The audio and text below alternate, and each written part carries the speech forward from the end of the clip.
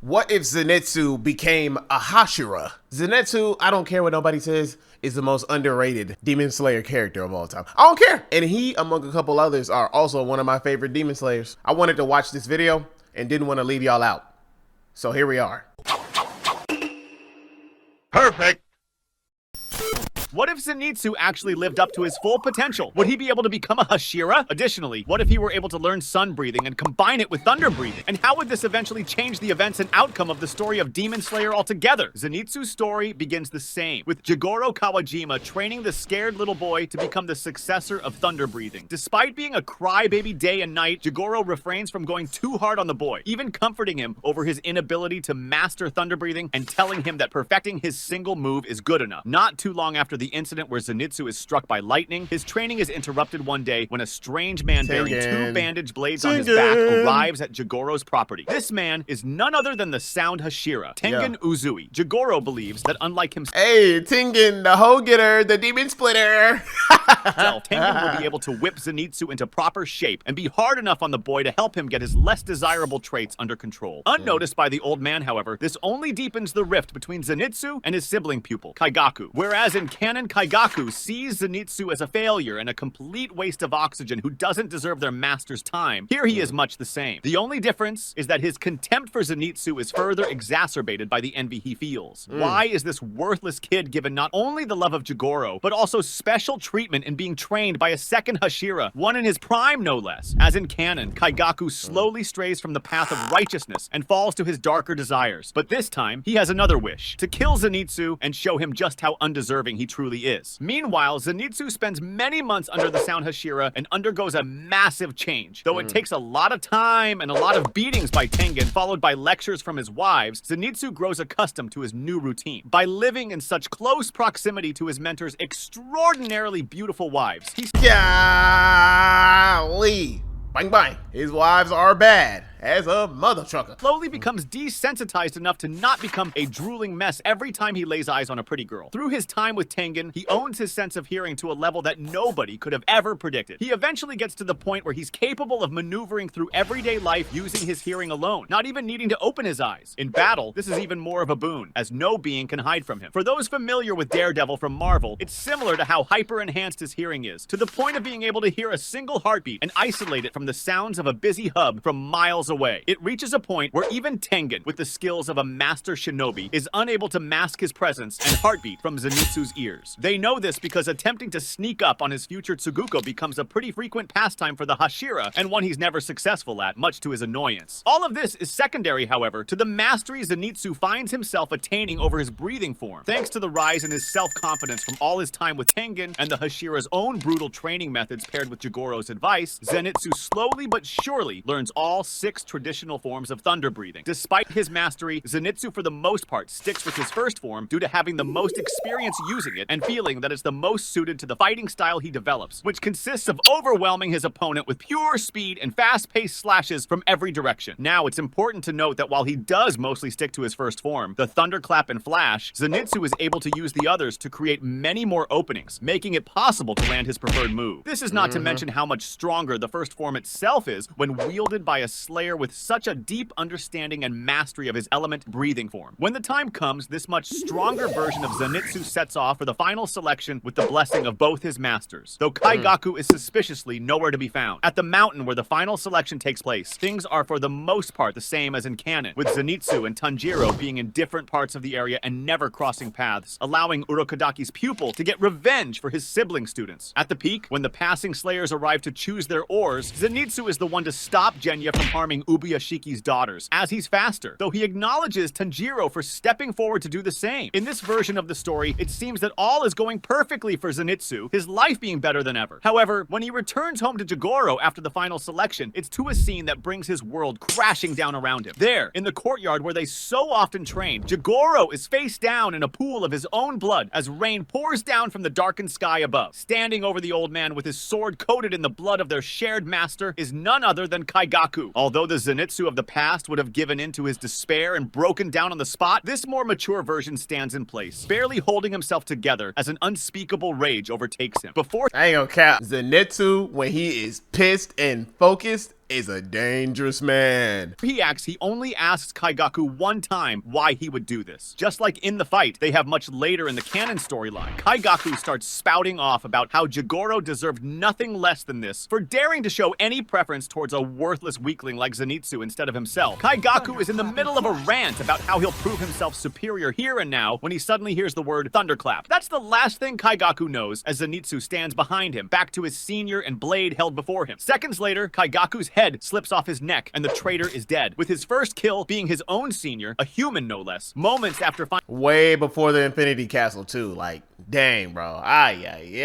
Maybe, just maybe. By the time Infinity Castle comes up in this timeline, he could solo that mug. I don't know. Finding his beloved Gramps dead as well, Zenitsu is overcome with emotion and finally breaks down. As he sits in the mud, wailing to the crying heavens above, lightning arcs wildly to the earth, and its thunderous roars of anguish can be heard across the country. The next morning, Zenitsu buries his master and Kaigaku side by side. Though he hates what Kaigaku became, he remembers the few moments of happiness and the great respect he held for his senior. What happened here is a secret he plans to take to the grave, though his heart is forever scarred with the knowledge of just how cruel even humans can be. With the understanding of how humans are no less capable of cruelty, Zenitsu finds himself pitying demons, who at least have the excuse of being unable to live without consuming human flesh. He sees them as sorry creatures, unknowingly mirroring the thoughts of Tanjiro on the matter. With the death of those he held closest to him, Zenitsu finds himself sinking into a deep depression, causing him to carry out his daily routine completely on autopilot and neglecting to even write to his second mentor, Tengen. For his part, Tengen is concerned about Zenitsu, but trusts that his student must have his reasons for not contacting him after passing his selection. After receiving his Nichiren blade, Zenitsu makes his way to his first assignment, to extinguish the life of the demon known as Kyogai in the mansion where he inevitably meets Tanjiro. Unlike canon, Zenitsu and Tanjiro meet up at the house itself instead of the road, owing both to his current mental state and his more mature personality. While Tanjiro is instantly worried by the deep sadness he can smell emanating from Zenitsu's core, he decides to leave it for later, as the children's brother is at risk, and time is of the essence. The events that play out inside the mansion are much the same as canon, since Zenitsu's senses are muddled from the emotional turmoil he's feeling. The only exception is that Zenitsu takes charge of protecting the boy left in his care and takes out the demon they're confronted with without any need to fall asleep first. Again, similar to canon, yet at the same time all too different, Zenitsu calmly and resolutely stands before the box holding Nezuko and defends it from Inosuke. Despite being able to tell that there's a demon inside, his recent experience makes it impossible for him to denounce someone just for what they are. Owing to his negative mental state and superior skills, Zenitsu actually beats Inosuke down, and the two are only forced to play nice when Tanjiro exits the mansion and pushes them apart. Just like the main story, Tanjiro pulls the others together, acting as the glue of the group, but the relationship between Inosuke and Zenitsu is much more that of rivals than anything else. After their arrival at the wisteria-crested home where the group spends the night, Zenitsu learns of Tanjiro and Nezuko's situation. Upon hearing of and even seeing a demon who clearly holds no evil in her heart, Zenitsu is struck by the juxtaposition between Nezuko and Kaigaku, letting out a sad smile. Moved by the righteous soul Tanjiro possessed and having his faith in the inherent goodness of people restored, Zenitsu vows to help the Kamado siblings accomplish their goals and become a demon slayer his Gramps can be proud of. It doesn't hurt that he has a bit of a crush on Nezuko either, though he's able to keep that under wraps. With our group finally together, we move to the next major event in the story, the battle at Mount Nadagumo. Unlike in canon, Zenitsu shows no hint of the cowardice that was once such a large part of him. Constantly bickering with Inosuke behind Tanjiro, the group heads up the mountain together. Now, for the first time, the others get to see just how impressive and powerful Zenitsu is, as he manages to hear the mother demon's movements when she's about to kill all the demon slayers under her control and frustration. Thanks to his superior speed with the usage of thunder breathing, Zenitsu manages to cut every last one of the string right before she can do so, and proceeds to use Godspeed to close in on her location and decapitate her. Because of his swift action, he hears the sadness in the demon's heart the same as Tanjiro would have in another life, and he helps her pass on peacefully. Despite him essentially taking Tanjiro's place here, Zenitsu isn't the one to face Rui, as that little whack job shows up then and there to make the first move. Tanjiro, who followed Zenitsu, asks to face Rui himself upon learning just what the boy has done to create this false family of his. That fight plays out pretty much identically to canon at Tanjiro's request, while Zenitsu uses his hearing to hone in on both the poisonous spider and the father demon, taking them out before they can react with his overwhelming speed and power. His actions that night severely embarrass Inosuke, who feels frustrated at how far behind his rival he is. this. Unlike Kaigaku, though, Inosuke responds to these feelings by vowing to surpass Zenitsu soon instead of denouncing. Once again, Zenitsu feels the wounds in his heart being healed by the words of his new friend, and he finally accepts that Kaigaku was never the kind of man Zenitsu had hoped he was deep down. With this, he's able to free himself of the last dregs of guilt over what he was forced to do and races towards Tanjiro alongside Inosuke. Since their opponents were taken down so quickly by Zenitsu, they're able to reach the site of Tanjiro and Rui's battle right towards the end, and Zenitsu gets to witness Tanjiro tapping into the hinokami kagura for the first time. Absolutely. This nigga just said a hinokami kagura. It's hinokami kagura!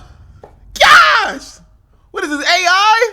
Awed by the power and Tanjiro's ability to shift between breathing forms, Zenitsu finds himself wondering if perhaps he too could wield those flames one day. With that, the Mount Natagumo arc is complete, with only minor changes from the main storyline, but a whole different set of problems to deal with afterward. During the meeting of the Hashira, where Tanjiro and Nezuko are being judged, Zenitsu is more than healthy and capable enough to hear the whole thing and rush to their aid. Naturally, Inosuke does the same, having thrown himself deep into training over the past days to catch up to his rivals. With both Demon Slayers on site to defend Tanjiro and Nezuko, the Hashira are taken aback by the unwavering loyalty shown by these two. Tengen, in particular, is surprised to find his student so fired up and decides to vouch for him as well. When Sanemi insists on showing everyone Nezuko's true nature, Tengen only needs a single nod from his student to know whose side he's on, and the two Hashira come face to face, ready to trade blows. From there, though, Ubuyashiki shows up to defuse the situation, and Sanemi ends up testing Nezuko as he does in canon. Afterward, while Tanjiro is taken away for his rehab, Tengen takes Zenitsu to a private room to finally learn what the hell has been going on with him. Face to face with the second man he's ever called master, Zenitsu can't help but let loose a few tears. He may be well on his way to healing, but the scar left by his Gramps' death isn't one he can just be rid of. Upon learning of Zenitsu's situation, Tengen shows an uncharacteristic soft side and offers to get him some time off back at his home. Zenitsu wipes away his tears, though, and tells Tengen with a warm smile that he's found people he wants to stay with no matter what. In the days that follow, Zenitsu asks Tanjiro about the flames he used against Rui, and Tanjiro is prompted to think about them in more detail. Throughout the rehabilitation period for Tanjiro and Inosuke, Zenitsu goes on solo missions since he's still healthy, and he learns whatever Tanjiro can think of about the hinokami kagura during breaks, as well as mastering total concentration constantly. From there, we move on to the Mugen train arc. Unfortunately for Tanjiro and Inosuke, Zenitsu is sent on a solo mission just a day before they set out for the Mugen train, which leads them to board it without their thunder-breathing friend. Without Zenitsu— Oh, they're cooked. They're cooked. They're cooked. It's gonna end up like the exact same way, bro. Come on, bro. On board to help with protecting the passengers, both Inosuke and Tanjiro are forced to do that job, and no one is left to go after Enmu. Eventually, this forces Rengoku to take matters into his own hands and protect the whole train so they can end things. But with the added pressure of this monumental task, Rengoku ends up losing one of his arms before Tanjiro and Inosuke manage to take out Enmu. Though the train is saved, Rengoku is no longer in any condition to fight, and Tanjiro and Inosuke are just as beaten down from their battle. Because of this, when Akaza shows up, the group is forced on the defensive, unable to even put a scratch on him. Rengoku puts up a valiant effort, even unleashing his final breathing form, but with only one arm, his strength falls just short of being able to threaten. It's because of this that the utterly terrible event to follow is able to happen. Since Rengoku isn't able to seriously threaten Akaza, the demon manages to knock him out and forcibly transform him into a demon with his blood. Once that's done, he has no one to stop him from killing Tanjiro as per Muzan's commands. Before Tanjiro, Inosuke, or Nezuko can make a single move, Akaza is between them, one fist embedded where Tanjiro's heart should be, and the other swiping his Hanafuda earrings. As the eldest living Kamado falls to the ground, time seems to slow down. Then, in a sudden burst, lightning flashes, not from the sky, but from somewhere several miles in the distance, parallel to the ground. Zenitsu comes roaring at Akaza after hearing Tanjiro's heart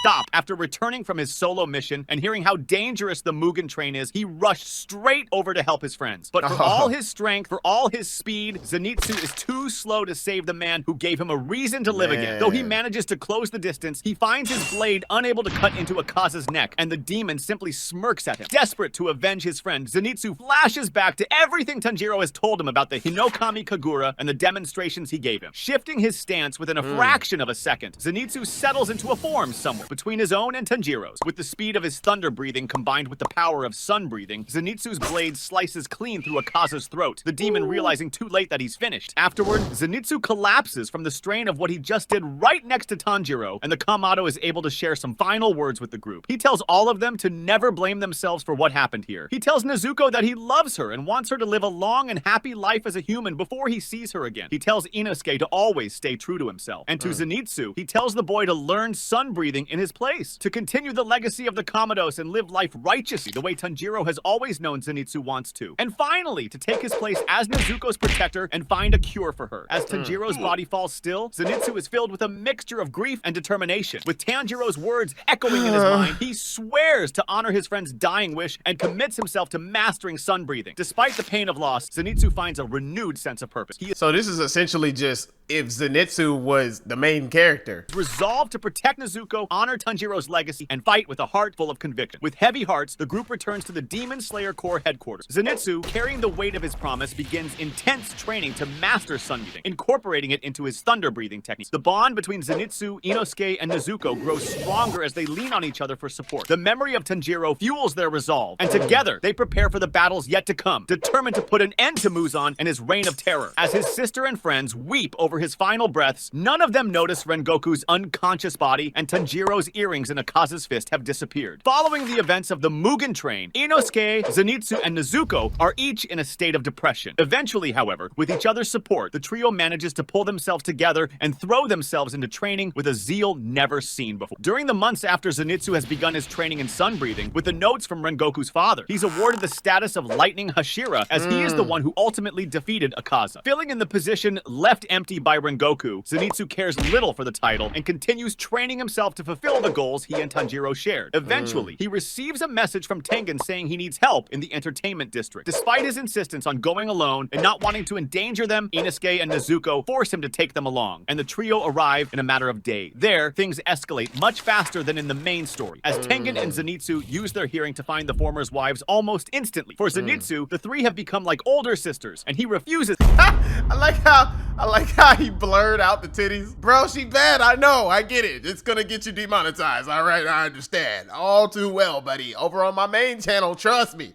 I get it. To let them suffer a second longer than necessary. Between the master-student duo's hearing and Inosuke's own spatial awareness, they find the girls and face off against Daki and Gyutaro. While Zenitsu and Tengen face Gyutaro, Inosuke and Nezuko face Daki. It's during this battle that the last Kamado and the Beast Breath user demonstrate just how immensely they have grown in the past months, with Tanjiro's passing driving them forward. The two are able to catch Daki off guard, and Inosuke saws off her head mere moments into the battle, with a similar situation playing out involving her brother Gyutaro. Between Tengen and Zenitsu's combined awareness and skill, not to mention their perfect synchronization from years of training together, Gyutaro is no match for the two Hashira. Unfortunately, following the battle and the subsequent explosion that Nezuko quells with her flames, yet another threat appears. The new upper three, ranked Demon, Rengoku Kyojuro, with his memories of his time as a human forcibly suppressed and morphed by Muzan. Since they're all relatively unharmed, Tengen, Zenitsu, Inosuke, and Nezuko stand together against Rengoku, giving the former Flame Hashira the fight of his life. It's during this battle that Inosuke develops strange marks across his arm, the Demon Slayer mark itself, though they don't know this yet. Throughout the battle, Tengen calls out to Rengoku, desperately trying to awaken his memory. While this is largely unsuccessful, the sight of Inosuke and Nezuko stirs something within him, causing him to hesitate at several points in the fight. He's eventually forced to flee as dawn approaches, but before he does, he manages to lop off one of Tengen's arms in a sneak attack. After these events, Tengen considers retiring and living peacefully with his wives, but finds himself hesitating because of Rengoku's current state. Seeing his master's inner conflict, Zenitsu tells him with a warm smile that he doesn't have to worry about any of that. He can leave everything to his student from here on out. During the months-long recovery period following the entertainment district arc, Zenitsu and Inosuke train together more fiercely than ever, their rivalry pushing them both to entirely new heights. Zenitsu is even quite close to mastering sun breathing by the time Inosuke is raised to the status of Hashira for his part in taking down Daki and Gyutaro. Plus, they need the slot left by Tengen to be filled. Now, with both Zenitsu and Inosuke being powerful and accomplished Hashira in their own right, they continue to train themselves to the point of exhaustion every day. However, with neither of their blades needing to be reforged by a particularly naggy smith, there's no need for them to go to the swordsmith village. Because of this, the place is utterly destroyed, with only the chief and a few villagers managing to escape with the help of Mitsuri and Muichiro. Genya manages to survive too, but with the boy being on his own, he suffers such a humiliating defeat that he's not sure how to show his face again. With the Demon Slayer Corps' morale at an all-time low, Zenitsu decides to step up and fight finally make use of his station as a Hashira. After calling a Hashira meeting, he tries to do what he believes Tanjiro would and proposes what we know to be the Hashira training. In the case of Tomioka, he uses Tanjiro's memory to remind him of his promise to Sabito. With Sanemi, the promise of revenge for his presumed dead brother is all it takes. And in the case of Muichiro, Zenitsu gets into an argument with him at one point. This is so ironic because I was literally playing with Zenitsu last night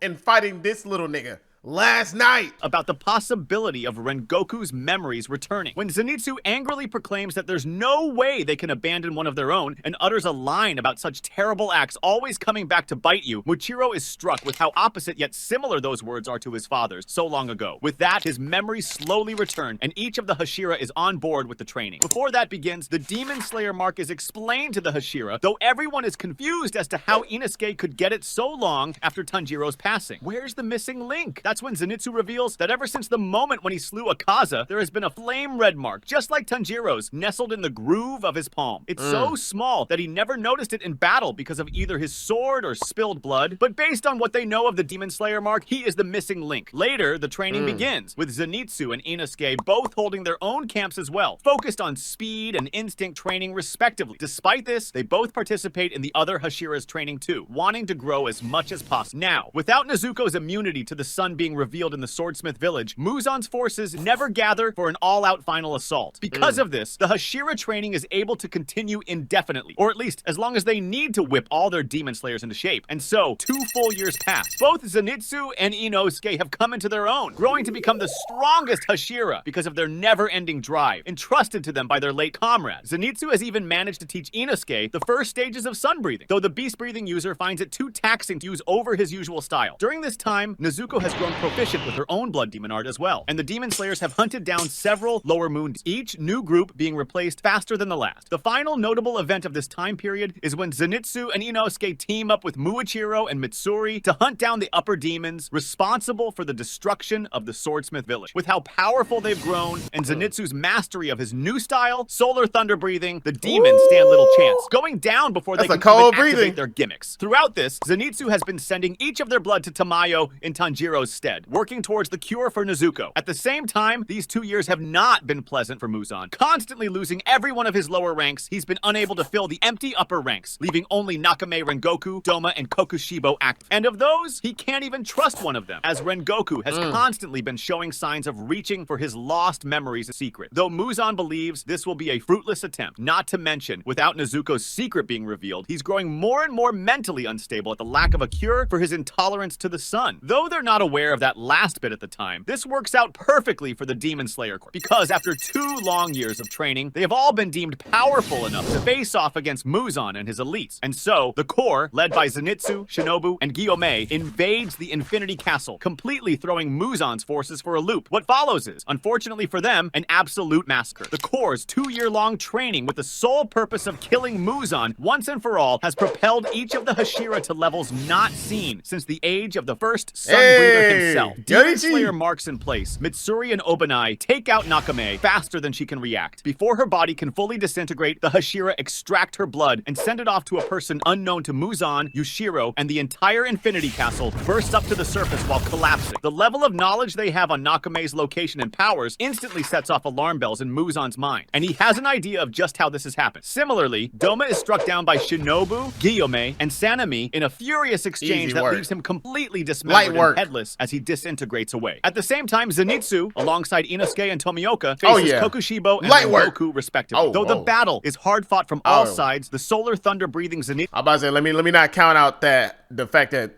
Kokushibo and Rengoku, if he became a demon, would be insane and a very hard match. Let me not do that. Has mastered is far too powerful and versatile to be matched. Before long, he has Kokushibo on the ropes. On the other hand, Inosuke and Tomioka have purposely been avoiding causing any damage to Rengoku, doing just enough to hold him off while calling for him to wake up. Back with Zenitsu, for all his power and skill, he's still human. As such, the instability of the Infinity Castle causes him to unexpectedly stumble during a vital slash. Right when it seems like it's all over, Kokushibo is halted in his tracks. From the middle of his throat now protrudes the blade of none other than than Rengoku. With the weakened upper one falling victim to the unforeseen backstab, it's explained that Rengoku actually awakened to his original memories almost a full year ago. Or rather, a part of it. His desperation to know his true self and his clashes with the core resulted in Rengoku's mind splitting into two personalities. One, the upper three demon of Muzan with a troubled heart. The other, Rengoku's original self, wishing to end this terrible existence however possible. With his alternate personality shielded from Muzan's mind reading thanks to the other side appearing unconscious. He's been secretly communicating with the Demon Slayer Corps for this whole year, giving them information on exactly how to crush Muzan before he knows what's hit him. With that, the only demon left is Kibutsuji himself, and Zenitsu and Inosuke can practically feel the world melting away around them. Their vengeance, Tanjiro's justice, Nezuko's freedom, the world's freedom, it's all within their grasp now, and they'll be damned if they let that slip away. With a synchronized yell, both of the youngest Hashira take their position. Zenitsu enters the first and only form of his original solar thunder breathing that he's never revealed before, while Inosuke enters an original form he's capable of using for just one hit with the little sun breathing he's learned. Together, they leap forward, the thunderous sun god's death clap and the beast's blazing blade intertwining like two threads being sewn together. Despite his harrowed mental state, Muzan knows he can dodge this in time. However, just as he's about to do so, he feels his limbs failing to move. Turning his eyes to the side, he sees none other than Nezuko easily maintaining her adult form and forcing him in place with a new blood demon art, total demonic blood manipulation. It's a single-use ability she's developed expressly for this purpose, with guidance from Rengoku's letters on how to reverse the control Muzan has over his cells inside others. In the half millisecond it takes Muzan to process this, Zenitsu and Inosuke have reached him. Just like that, the rivals unleash their ultimate attacks, simultaneously burning, electrocuting, and slicing Muzan down to the atomic level, fully and finally ridding the world of his tyranny. And just like that, the Age of Demons is over. Bro was an op the whole time. I love it. If y'all enjoyed that video as much as I did, I was so locked in, I couldn't even give my opinions on certain things. And even realistically, I ain't even had much to say in the first place. But anywho, if y'all enjoyed this video, go ahead and put y'all thoughts down in the comment section. And until the next time, I'll see y'all in the next video. Shalom. Oh! Hey, listen. Rose petals on the floor. The one from my dreams, and you're with me right now.